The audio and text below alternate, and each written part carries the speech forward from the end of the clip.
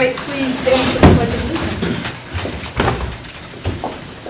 I pledge allegiance to the flag of the United States of America and to the republic for which it stands, one nation, under God, indivisible, with liberty and justice for all. Thank you.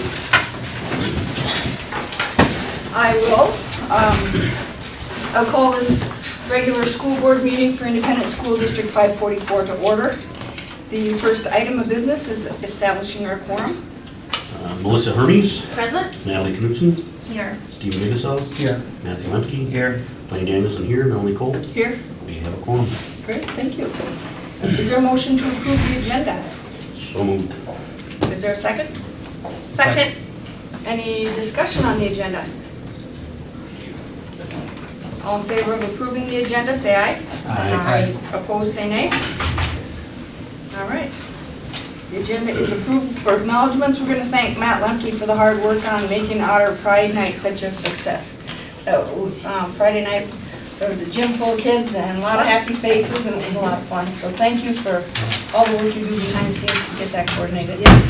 Well, it was an enjoyable evening, and like they said, for any event like that, there's many hands that are involved. You might coordinate, but there's a lot of people involved, from the volleyball players to the custodian staff that has additional work that's behind the scenes to activities department and stuff like that. So, but it was a fun evening. It was fun. Great, thank you. And our next agenda item for the evening is reports and correspondence from all the board members from our collateral duties. And so alphabetically, I'll begin. Today we have the Special Education Cooperative, and the agenda there really was just a review of the Employee Assistance Program that the cooperative offers, and utilization rates are revealed, but not the particular individuals and that use the program, but it's done through the village, and it's just a really nice feature for employment that the people in the special ed co-op can take advantage of. So we talked about that, and our audit is scheduled. The level 4 programming that we've referenced a few times at the board table is not off the ground due to a difficulty in finding the space to house the program in the community. And so we've had a couple of locations that have fallen through, so we had a short update on that. In regard to Region 1, there's nothing of note.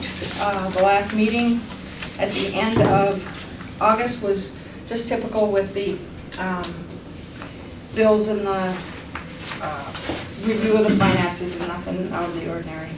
And then negotiations, we have session scheduled to begin next week on Wednesday, which would be actually our second session, and that will be when things really kick off.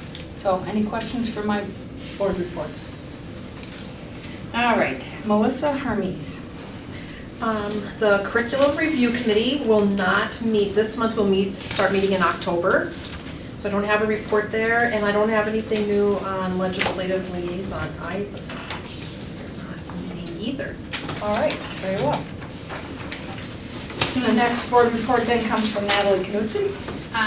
Neither policy nor wellness has met since our last meeting, so nothing to report. Keeping it simple here tonight. Blaine Danielson. Meet and confer has not met. 544 Education will meet this Thursday. But just a couple things that'll be coming up before we meet again that I report on. First off, the Otter Pride Night last Friday night was a big success. Went through a lot of talk on the bag, from what I hear. And then coming up on October 6th, for the homecoming weekend, is when 544 will be honoring their two distinguished alumni, Dan Krishnan and John Erickson. And they'll be taking part, I believe, in the parade that day, being introduced along with the other folks, I think at halftime that night is the plan, and then of course there'll be a banquet on Saturday night for those folks along with the other ones that have been inducted into the Hall of Fame. Also, Friday night up there they had the classroom wish list up, and so if there's anyone out there who still would like to, I think they got some open spots. to be filled for different things from the class wish room. And I know a lot of them are getting filled, but business sponsors and the other folks, we definitely appreciate all that. And then also, the 544 did the teacher's luncheon on August 29th, and I know the teachers really appreciate that, and got them fed for the day. So, and then as far as building and grounds, we have not met, but just a couple things there. Finishing up some road work around Adams and Cleveland. Street project in Cleveland, I think, was completed last week. Still some curbs and different things like that to finish up at Adams. And then roof project, I think Jerry had talked to the folks, and hopefully this Friday, that's the expected date for finishing there. And for people driving by on Freiburg, they'll see the new maintenance shed going up, and it's starting to move along now a little quicker than it was.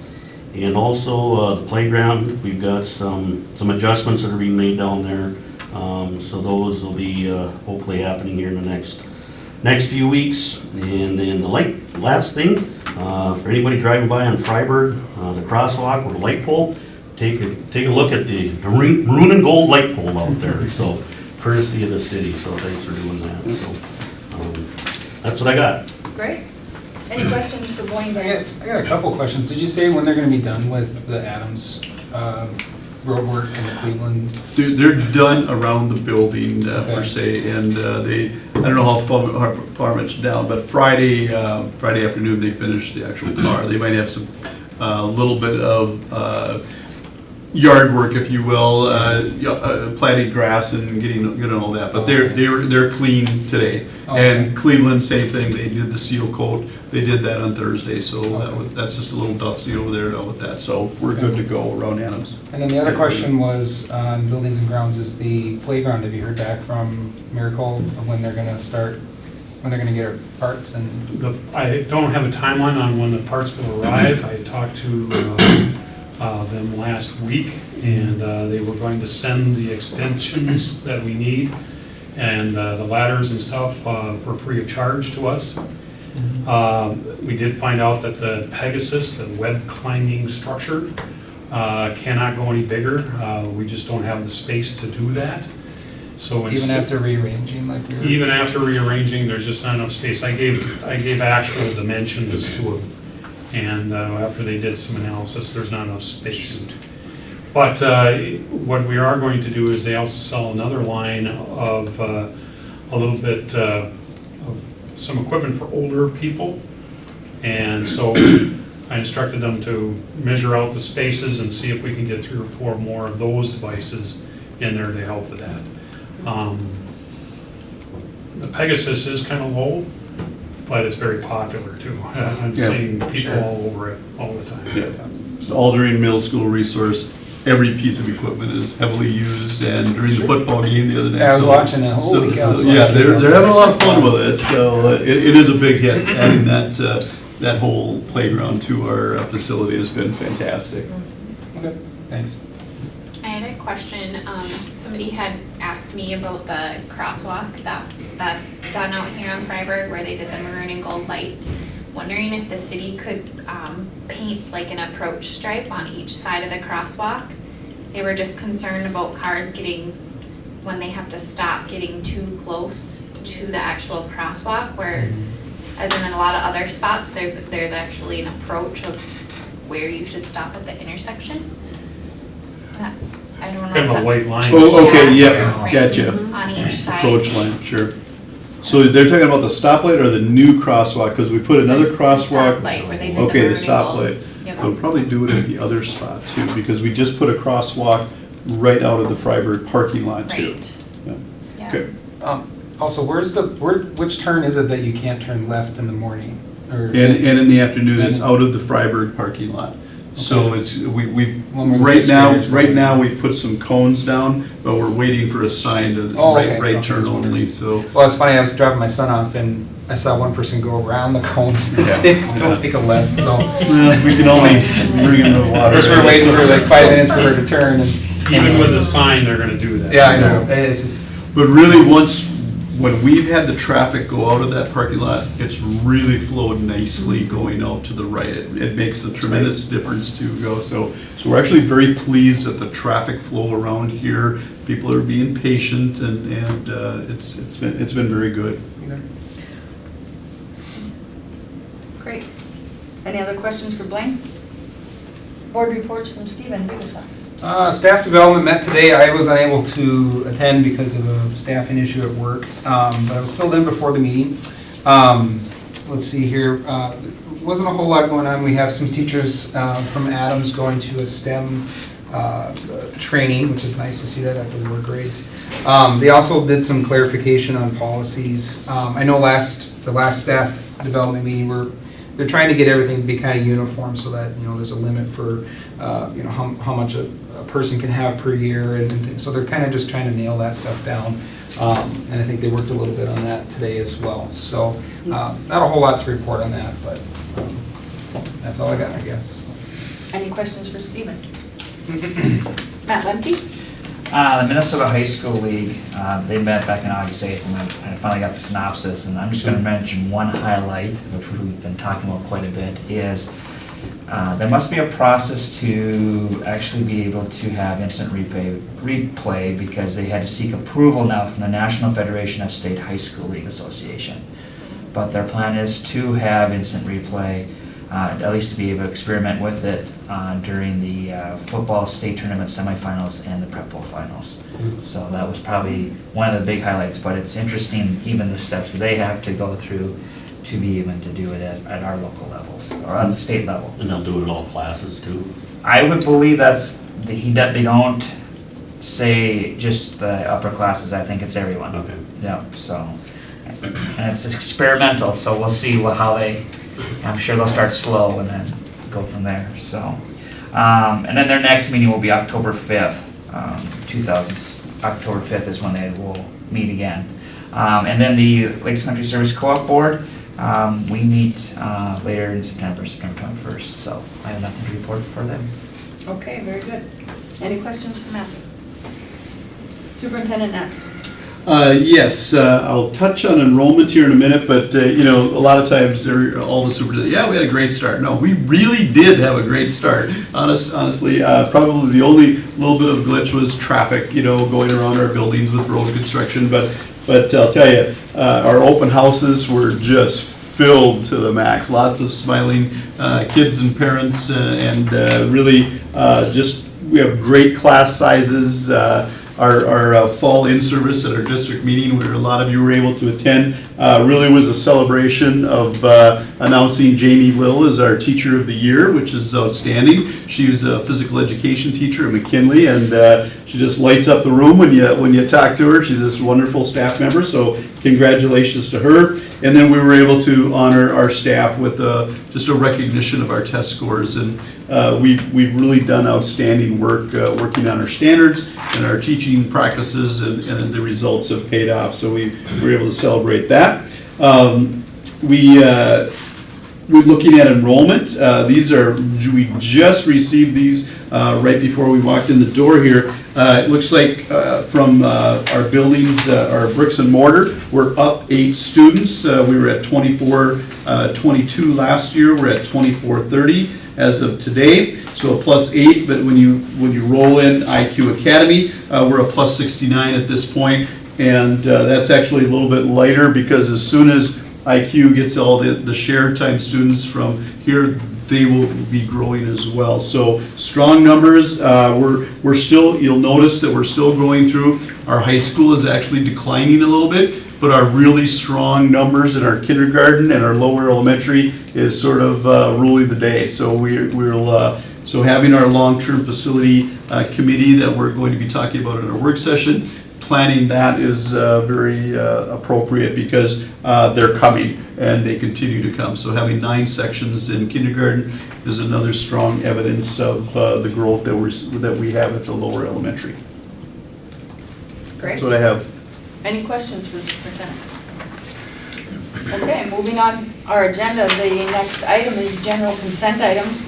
For this, we'll consider one motion to approve several components, including the minutes from our August 28th school board meeting, And then also our bills and treasurer's report. Natalie, will you review? Yeah, so our bills were quite a bit higher this month, but that was due to a large loan payment that was taken care of. So no longer are there any loans to deal with. We're still making bond payments, and we have $7.2 million in the bank. Great. Good stuff. All right. And then for personnel, Superintendent Hess. Yes, we had a support staff resignation, Elizabeth Madison, a new nurse supervisor. Then we hired Kylie Zenner as a new nurse supervisor and Kathy Osted as an ECFE childcare aide. And then Satira Harlow as our head gymnastics coach. So I recommend approval of those items. All right. Is there a motion to approve the general consent items? So moved. Is there a second? A second. Any discussion on these items? All in favor of approving, say aye. Aye. Opposed, say nay. The general consent item agenda is approved. And now we'll move on to new business. We have a resolution establishing a ballot board, again, another component for our special election that will take place this fall. The resolution reads as follows. Be it resolved by the School Board of Independent School District Number 544, State of Minnesota, as follows. Number 1, as required by Minnesota Statute Section 203B.121, the board hereby establishes a ballot board to process, accept, and reject absentee ballots at the school district elections not held in conjunction with the state primary or state general election, or that are conducted by a municipality on behalf of the school district and generally carry out the duties of a ballot board as described in Minnesota Statute Section 203B.121 and other applicable laws. Number 2, the ballot board must consist of a sufficient number of election judges trained in the handling of absentee ballots.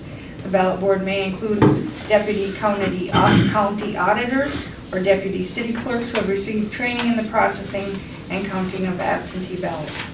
Number 3, the clerk or the clerk's designee is hereby authorized and directed to appoint the members of the ballot board. The clerk or the clerk's designee shall establish, maintain, and update a roster of members for appointed to and currently serving on the ballot board and shall report to the board from time to time as to its status. Number 4, each member of the ballot board shall be paid reasonable compensation for services rendered during an election at a time or at the same rate as other election judges, provided, however, if a staff member is already being compensated for regular duties, additional compensation shall not be paid for ballot board duties performed during that staff member's duty day. Will someone offer that resolution and move for its adoption? So moved. Is there a second? Second.